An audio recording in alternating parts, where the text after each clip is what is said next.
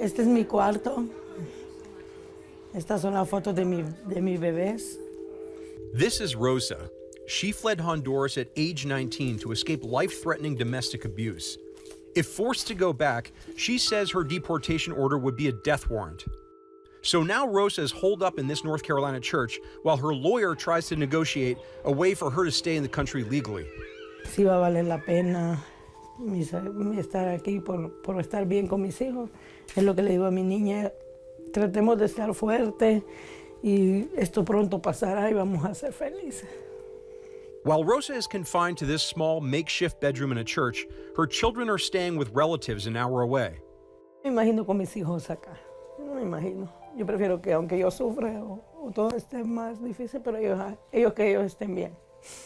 The temporary separation from her kids is a sacrifice she's willing to make in hopes of keeping her family safely together in the United States. Quiero hacer las cosas bien por mis hijos, estar bien por ellos. There are 38 undocumented immigrants seeking sanctuary in churches across the U.S., including 6 here in North Carolina. This is the largest the church sanctuary movement has been since the 1980s. It's a testament to the growing fear of immigration raids under President Trump. We have gang members, we have predators, rapists, killers, a lot of bad people. Most parents just want to do right by their kids, and they want to protect their kids, and they want to give them the best life they possibly can. Javiera Caballero is Durham's first Latina councilwoman, a position she's using to advocate for undocumented immigrants in sanctuary.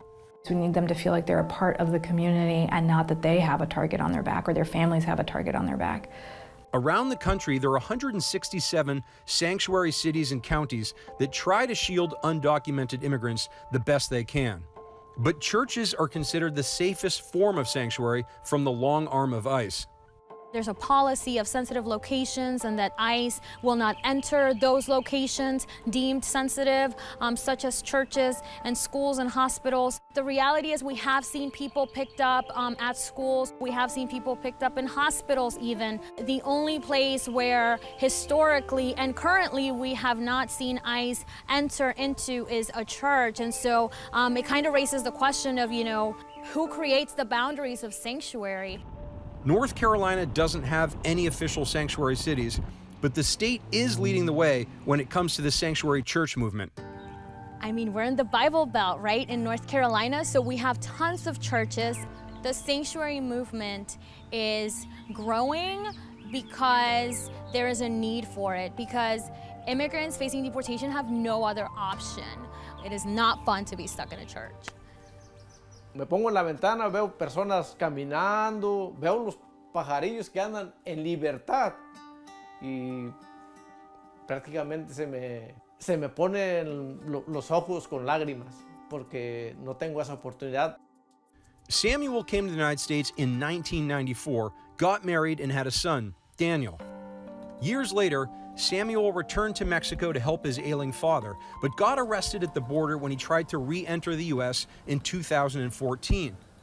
He's been fighting deportation ever since, and for the past 5 months, he's been living in sanctuary in a church basement in Durham, watching life go by outside his window and waiting for his family to visit on the weekends. Se siente feo estar separado de la familia. Dice que los hombres no deben llorar, pero nomás es un dicho, porque los hombres lloramos.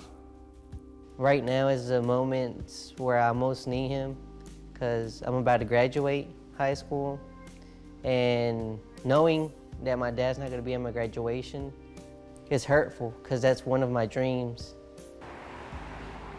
Ultimately, for immigrants like Samuel and Rosa, freedom means being able to come out of the church basement and rejoin society.